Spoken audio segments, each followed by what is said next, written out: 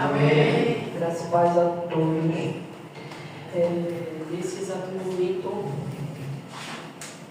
eu tenho muito medo do que o Senhor me disse e do que o Senhor traz.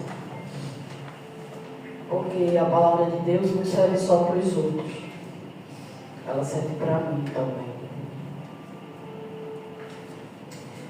E eu sinto palpavelmente a presença de Deus nesse lugar. Ele quebranta meu coração e eu gosto muito disso. Estou achando baixo ou não está? Então, a palavra que Deus colocou no meu coração fica em 1 Samuel 7, o 12 e o 13. Como a irmã aqui é rápida, a gente vai ver aqui. 1 Samuel 7, o 12 e o 13, diz assim: Então Samuel pegou uma pedra e ergueu entre Mispa e Sem, e lhe deu o nome de Ebenezer, dizendo: Até aqui o Senhor nos ajudou. Assim, os filisteus foram dominados e não voltaram a invadir o território israelita. Veja, no 12, a gente vê que, na verdade, Samuel estava contando uma vitória e orando para o povo, porque até aqui, por todas as lutas que foram passadas, ajudou o Senhor o povo de Israel. E eu quero colocar aí Salmo 139, acredito que o 12 também.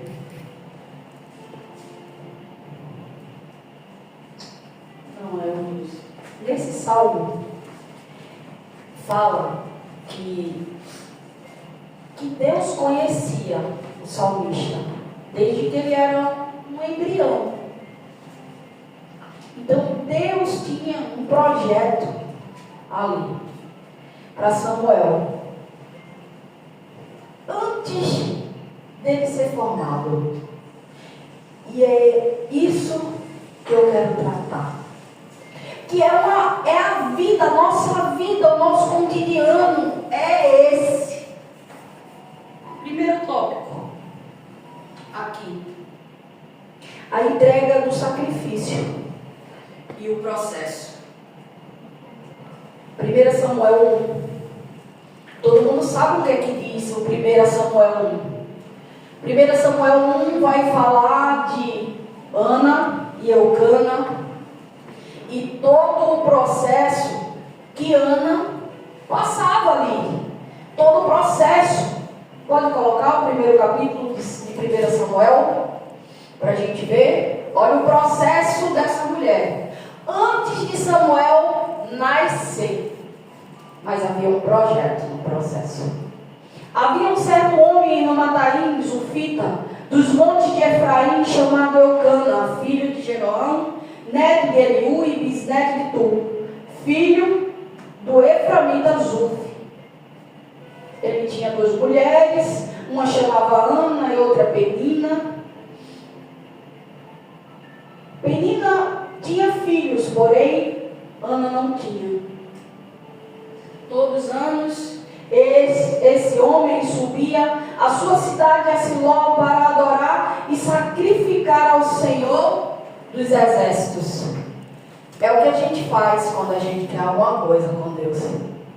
A gente vai até Siló, a gente vai até Nova Esperança, a gente vai até Nova de Paz, a gente vai até a Assembleia, a gente vai lá pedir, dizer ao Deus que pode, reconhecendo o Deus grande a quem nós servimos e a quem Ana servia. E era isso que essa mulher fazia, mesmo sendo humilhada, mesmo sendo caluniada, mesmo sendo mal interpretada, porque o próprio sacerdote, quando ela subiu, um dos sacrifícios que Ana foi lá levar, o próprio sacerdote a interpretou mal, chamou ela de bêbada, chamou ela de embriagada, e que não convém ela estar no templo daquele jeito. E se fosse eu me revoltaria logo. Eu disse, ok, menina, como é? Tá ficando doido, é? Mas a dor daquela mulher era tão grande, o sacrifício já era tão grande, de subir a Siló para dizer, Senhor, me dá um filho. Senhor, eu quero um filho. Eu não sei qual o seu pedido nesta noite. Eu não sei o que todas as noites você pede a Deus. É um filho? A palavra de Deus diz que foi Deus quem fechou a madre de Ana. Foi Deus quem fez tal coisa. Mas ela insistia ali, e pedia ao Deus que tudo podia dar, tudo podia fazer. E nesse processo, haviam coisas dentro do templo, haviam coisas secretas, absurdas ali.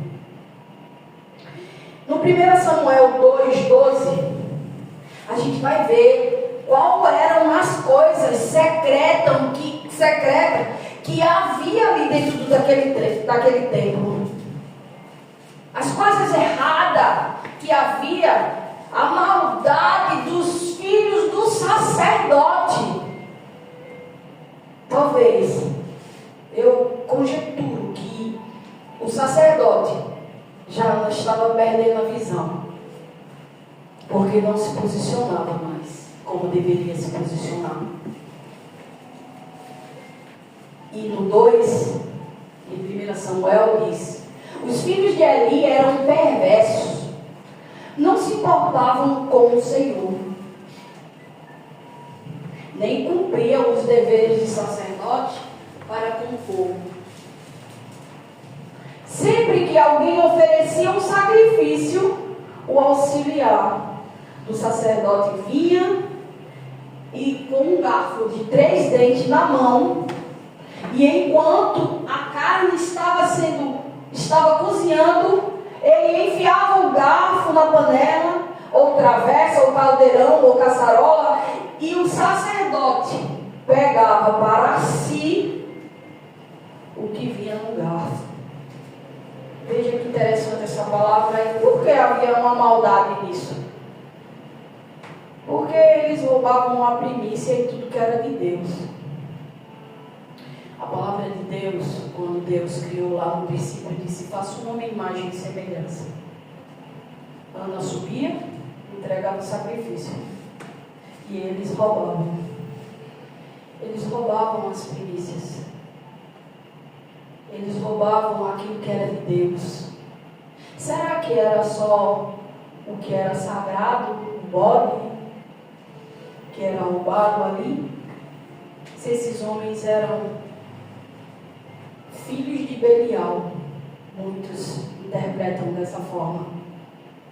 E eles, como filhos de Belial, saíam com todas as mulheres. Tinha coisas ocultas dentro do templo. Mas Ana entregava o sacrifício a si mesmo. E muitas vezes a gente não tem que se preocupar, porque a salvação é individual. Somos julgadores da vida do outro.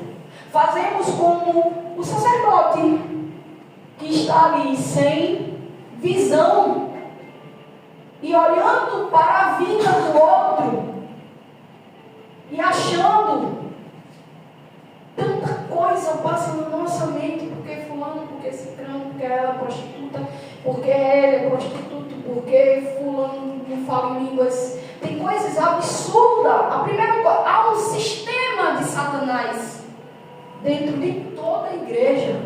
A primeira coisa é tocar no Espírito Santo e falar da língua dos outros.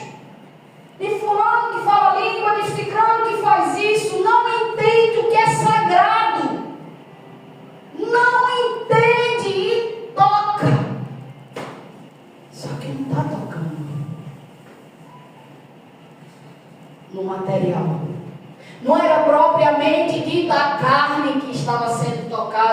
e sim as coisas sagradas que era coisa de Deus. Demonizando, fazendo como Satanás fez com Jesus. Chamar ele de Beelzebul.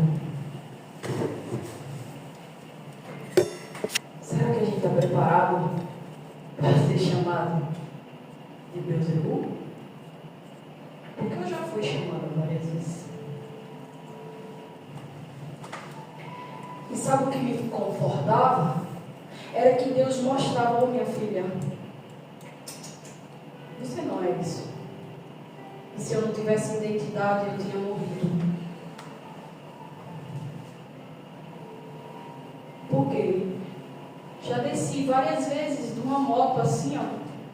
Quando eu olhei um rapaz no chão, ele chegou lá e olhou para mim, assim, ó. E olhou para o meu pai e disse: ela é santa. Enquanto os humanos que entregam um sacrifício vai chamar você de demônio, e de que aquilo que é do Espírito Santo de Deus está chamando de demônio. O próprio demônio olha para você e diz para o outro: ela é santa. E aquilo ali não foi para a minha glória, foi para eu ter identidade e saber que até os demônios me reconhecem como santa.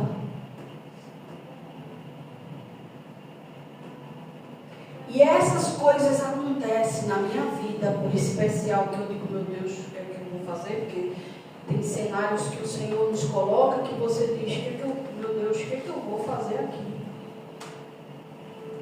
E os sacrifícios são levados, nossos pedidos, e ainda que seja desdenhado, a única coisa que a gente precisa é perseverar. Deixa eu falar. Responsabilidade não é tua, salvação é individual. Está falando de você? Vai entregar sacrifício. Pega teu violãozinho, teu tecladozinho, vem-se embora para Siló e vem tocar a tua harpa para expulsar o demônio daquele que ainda te subjuga. É isso que você deve fazer. Seja no templo, seja em casa, na sua família. Só Deus sabe a luta que eu passo. Mas quando acontece quem é chamado, ajuda. Quem é chamado,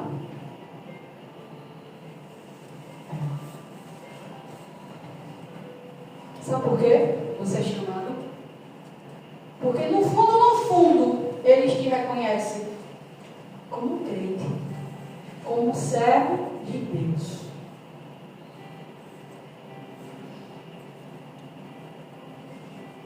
E Samuel era avisado. Em 1 Samuel 2, 27, vai dizer que o homem de Deus se apresenta a Samuel. Deus fala tudo.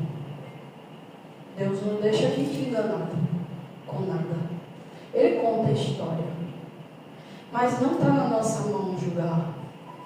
Não está sobre a nossa mão fazer e dizer que vai fazer ou tirar ou colocar. Seja lá o que for que você ache. Olhar para a mulher e ver ela embriagada e dizer: você vai sair daqui do templo que você está embriagada. Não cabe ao sacerdote isso. Porque olha o que Deus vai dizer.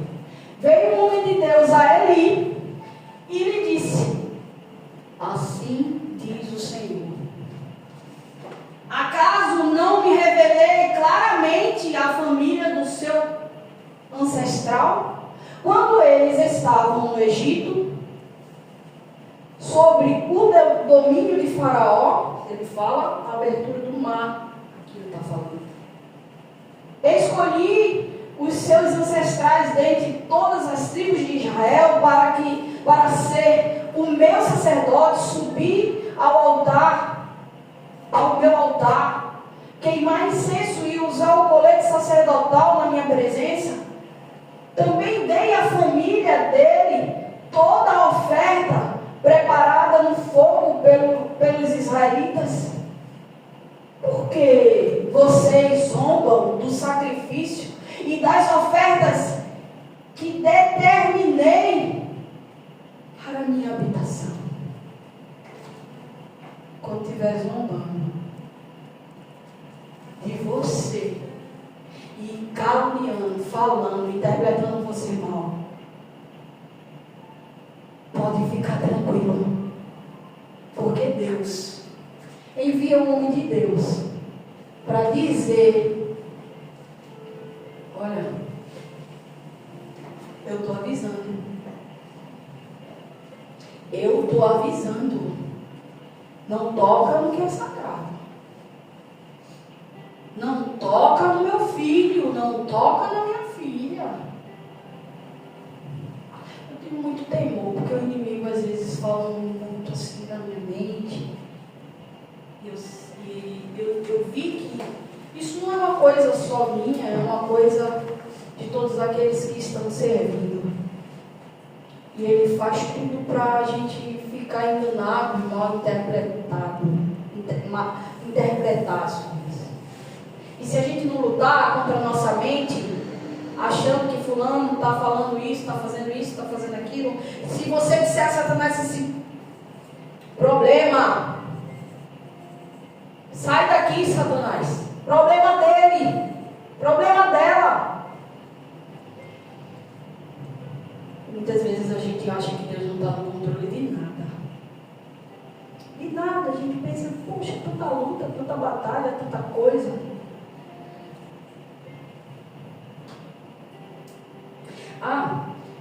Pulei aqui o quarto tópico.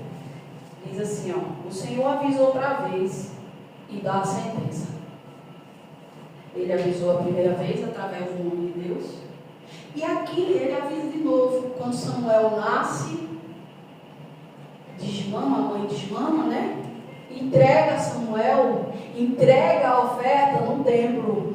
Então ele chega lá e está sendo preparado para ser sacerdote. Sabe por que ele estava sendo preparado? Para ser o substituto. Para ser o substituto. Enquanto muitos pensavam que ali iria ser o substituto, os filhos de Eli, Deus rejeitava os filhos de Eli, porque Deus não queria aquela conduta e aquele comportamento. E ali estava sendo preparado Samuel. E o próprio Samuel foi dormir. E Deus: Samuel, o cara nem entendia o que era a voz de Deus. Ele estava sendo, preparado ali. E o próprio sacerdote disse: olha, quando essa voz te chamar de novo, tu diz aqui está teu servo, fala que eu te ouço. E aqui em 1 Samuel, o 3, o 11 e o 12. Peraí, que essa uma baixa aqui passou, mas deixa eu colocar aqui. 1 Samuel 3, 11 e o 12. Diz assim, o Senhor diz a Samuel: vou realizar em Israel algo que fará tinir os ouvidos de todos os que ficarem sabendo. Colocar ali. O 12 diz: nessa ocasião, executarei contra ele tudo o que falei contra a família dele, do começo ao fim. Pois disse a ele que julgaria a sua família para sempre, por causa do pecado dos seus filhos, por qual ele tinha consciência. Então, tem erros que é consciente. A gente tem falado muito isso, e até no próprio Uber, a gente vem falando de... A Lani estava contando uma situação que um homem era casado, tinha uma mulher, e traiu uma mulher, foi morar com outra. E daí, a gente quando está no nosso vigor, no nosso flor da idade, a gente acha que vai fazer as coisas como o ser humano e que não vai pagar pelas nossas consequências. E tudo que fulano, beltrano, o marido, os sacerdotes, os filhos do sacerdote, tudo que for feito, vai ser cobrado. Você precisa se preocupar. Não deixe Satanás mais lhe atormentar, porque tudo vai cobrar. E ela até contou. Aí o homem pegou, voltou, contando pro Uber lá, né? Aí o homem voltou, e quando voltou, só que ele tinha câncer. E voltou para a mulher cuidar.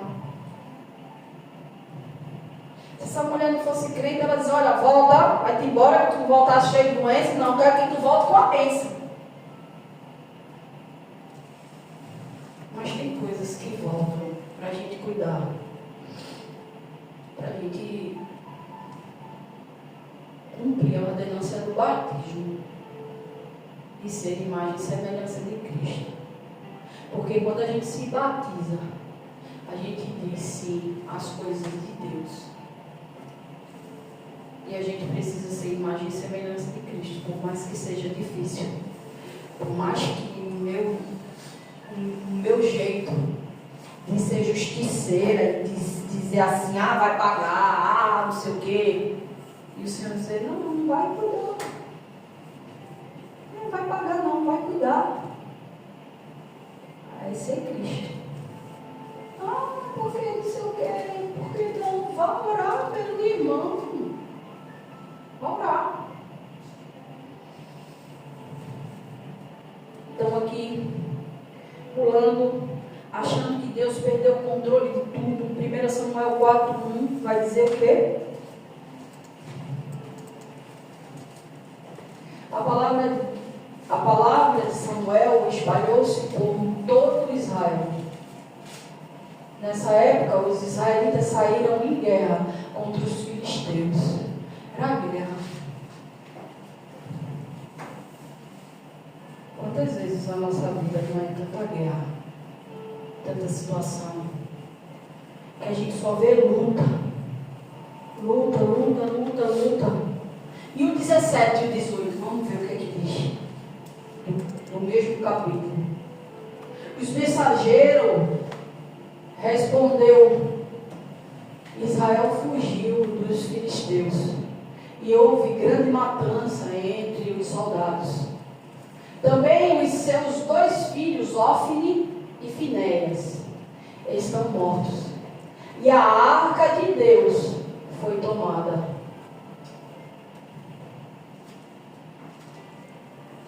Aí a gente se desespera. A arca foi embora, a presença de Deus foi embora.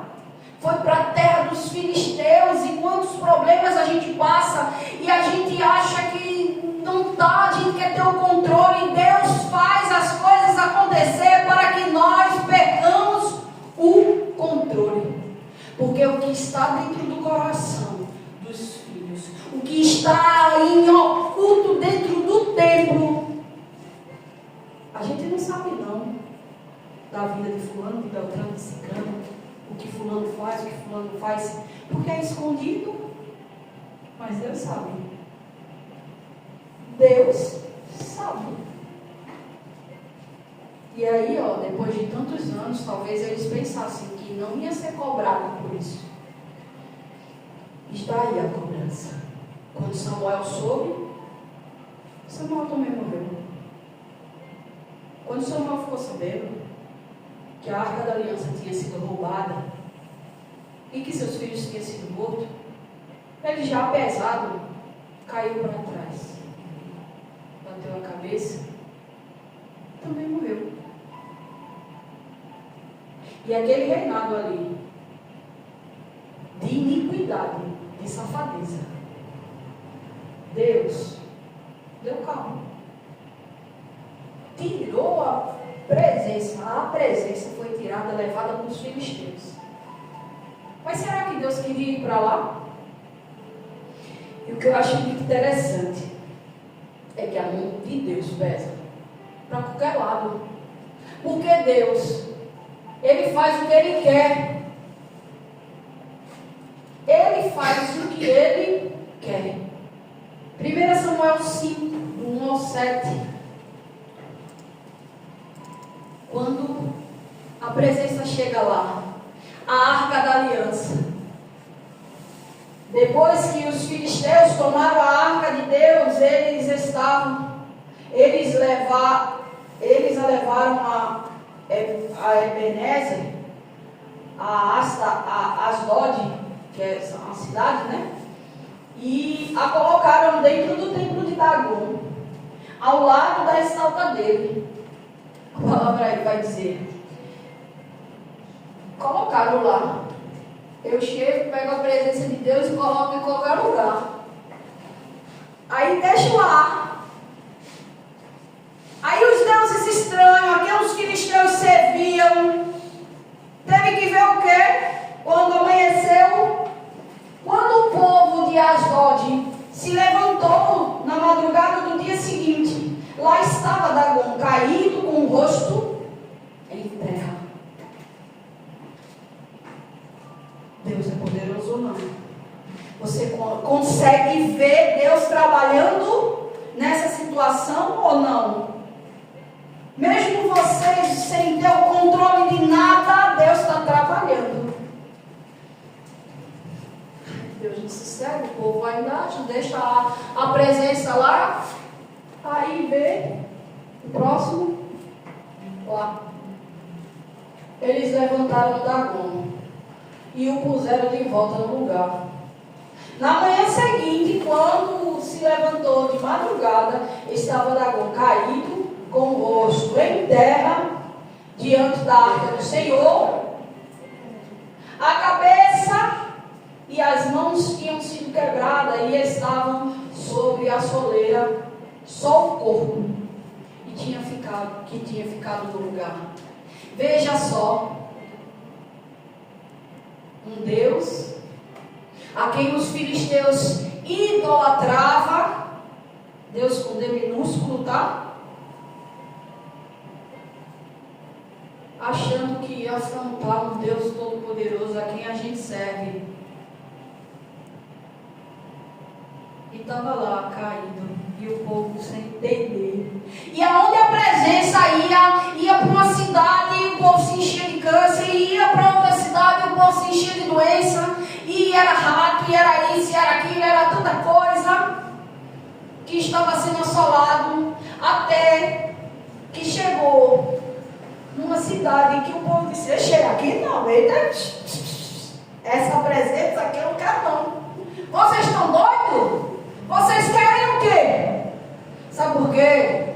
Quando Deus chega na vida da gente, que a gente se batiza, que a gente, seja filisteu, seja grego, seja troiano, seja o que for, a gente precisa ter a imagem e semelhança de Deus. E a gente precisa seguir os mandamentos de Deus. É fácil? É não. É não, porque quando diz, ama o teu próximo como a ti mesmo, o povo diz, tá certo, Jesus, mas na hora de amar, não. Amar a Deus sobre todas as coisas, mas no primeiro aperto, que Deus está ali acostando, apertando, peraí que eu vou aqui fazer uma mantinga, vou aqui para outro lugar, eu quero aquele homem ali, eu quero aquela mulher ali. E vai lá, vai fazer isso. Porque o povo usa esses outros deuses, o seu bel prazer, para dizer assim, eu consigo. Eu vai ver. E Deus mostrando a grandeza dele. que eu acho interessante? Que a palavra de Deus vai dizer que os filhos das trevas são mais prudentes do que os da luz. Davi, ele cai de rosto em terra. Mas a gente não se submete à vontade de Deus, a se prostrar e a perdoar, a se arrepender. Difícil, não? Ou um negócio difícil. Mas é uma coisa que move o coração de Deus, é o arrependimento. 1 Samuel 5, 11 e 12 vai dizer que até o povo, a oração daquele povo que não queria a presença ali, subiu aos céus. Então reuniram todos os governantes dos filisteus e disseram: leve embora a arca de Deus de Israel, que ela volte ao seu lugar. Caso contrário, ela matará a nós e ao nosso povo, porque havia pânico mortal entre toda a cidade, e a mão de Deus pesava muito sobre ela. Deixa eu ver o último. Aquele que não morreram foram afligidos com tumores, e o clamor da cidade subiu ao céu. Eles não são filisteus, mas eles clamaram, viu? E Deus ouviu. Aquele povo pegou, preparou ali a arca. Vamos mandar de volta. Vamos mandar até fazer sacrifício aqui, ó, para o povo voltar. A gente vai entender que se o boi seguir para a cidade determinada que a gente está dizendo, a gente entende que era para a presença voltar. E a presença de Deus voltou para Israel. Voltou. Deus às vezes organiza, limpa a casa, tira fulano, tira Beltrano, manda fulano para cá, manda fulano para lá. E a gente não sabe o trabalhar de Deus. A gente sofre porque fulano foi, a gente sofre porque esse cano ficou, ou como é que vai ficar, como é que vai ser. O sétimo tópico aqui, o retorno da arca, da presença de Deus no meio do seu povo. Aí a gente, sabe aquele problema que a gente passa, e se não, agora vem uma onda e buf, me derruba, e diz: opa, eu estou me equilibrando, eu vou, ops. Aí a gente pensa que está tudo bem, né? A arca volta, a gente pensa que vai ficar tudo bem. Aí 1 Samuel 6 fala do retorno da arca. Quando já fazia 7 meses que a arca do Senhor estava entre o território filisteu, aí Isaías ele está contando tudo isso que eu já contei, a volta. E o 19, coloca no 19 para a gente ver. Aquele negócio do boi, aí o 6 vai contando toda essa história que colocou na carroça, colocou os ratos em ouro, colocou os tumores tudo em ouro para devolver para os filisteus. Os filisteus pegaram aquele boi, separaram o ouro, pegaram aquele boi e cortaram e fizeram sacrifício lá para o Senhor com aquele boi mesmo deles. Veja. E o 6:19 diz: o Senhor, contudo, feriu alguns homens de Bet-Semes, matando 70 deles. Isso depois que a arca volta. Quando chega lá nessa cidade de Bet-Semes, o povo morreu 70 filisteus, ou 70 israelitas. E o povo começou a desesperar: meu Deus, morreu esse povo todo, matando 70 deles, por terem olhado para dentro da arca do Senhor, que o povo chegou, a presença chegou e o povo está olhando para dentro da presença e queria saber o que era que tinha ali dentro. Olhava e dizia: olha, tem tal coisa. E mesmo assim, é vida da gente quando as pessoas querem tocar na gente. Porque faça o homem imagem e semelhança de Deus. Então, se alguém toca em você, se alguém fala de você, se alguém faz algo com você, também está tocando no próprio Deus. Sabia disso? Você tem que se preocupar com o quê? O povo morreu por causa dos seus maus comportamentos. Aí tem isso, porque é israelita, tem isso, porque é Andressa, diaconisa. Faça errado. Faça maldade. E eu não falo de pecado não, porque eu peco todo o tempo. Eu estou falando de pecadinho, de coisa que a gente não consegue não fazer. Eu estou falando de maldade. Iniquidade. Eu posso ser boa, mas eu prefiro ser ruim. Eu posso pedir o perdão ao meu irmão, mas eu não quero. Eu tenho que ser ruim. Eu tenho que ser perversa. Deus cobra. Deus cobra. Aqui, ó. Bota o 7:1. Os homens de Kiriat-Jearim vieram para levar a arca do Senhor. Eles levaram para a casa de Abinadab, na colina, e consagraram seu filho, Eleazar, para guardar a arca do Senhor. Então, Deus deu ali, como é que a presença ia ficar. Ele sabe onde ele quer ficar, ele sabe o que ele quer fazer. Ninguém manda nele, ninguém muda, ninguém pega ele e manipula e vai dizer: vai para Filisteu, vai para a cidade de tal cidade, vai para tal cidade, vai. Não se manipula. Deus faz o que quer. Ele mata, ele sara, ele faz viver.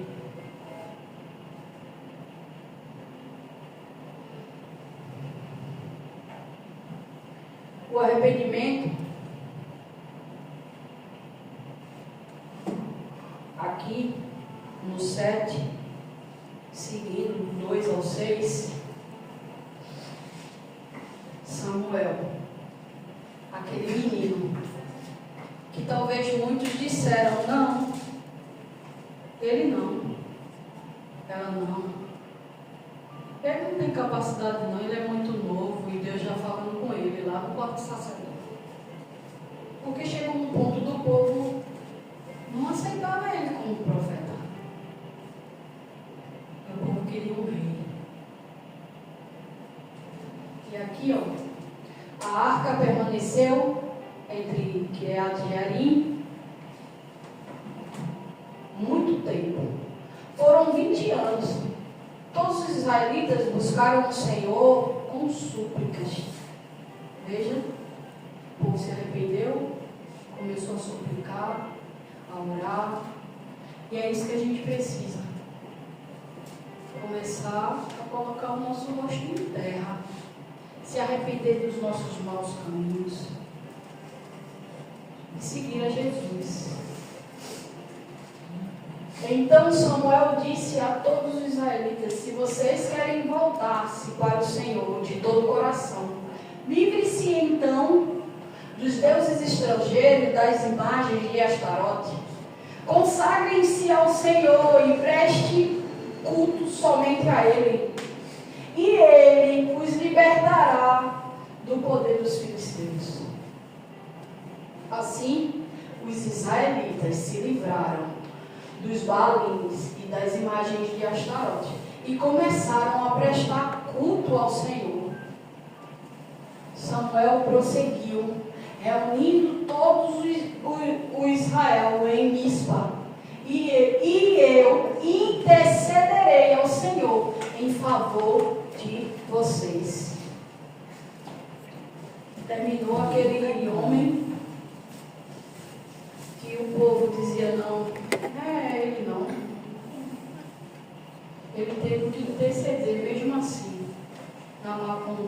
povo.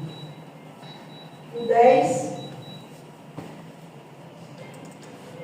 para finalizar, diz, ainda hoje, né, a batalha no nosso meio, mas Deus nos livra através da intercessão, através disso aqui que a gente está fazendo, de orar pela vida de um, a vida de outro, e se comover, como Jesus Cristo se comoveu de íntima compaixão em várias situações a quem Ele queria libertar. Para esse lugar aqui acontecer milagres e prodígios. Quão bom e suave é que os irmãos vivam em união. Quão bom e suave é. Então diz aqui no 10. Enquanto Samuel oferecia o holocausto aos filisteus, se aproximavam para combater contra Israel. Naquele dia, porém, o Senhor trovejou com fortíssimo estrondo contra os filisteus e os confundiu, sendo derrotado por Israel. Esta palavra, no fim dela aqui, este momento, traz uma vitória. Deus se levantou com um estrondo. Você acha que não? Na minha, na sua vida? Há um servo do Senhor não se levanta com estrondo? Então, eu quero orar, quero louvar para finalizar. Curve suas cabeças e creia no Deus que Ele faz tudo por você.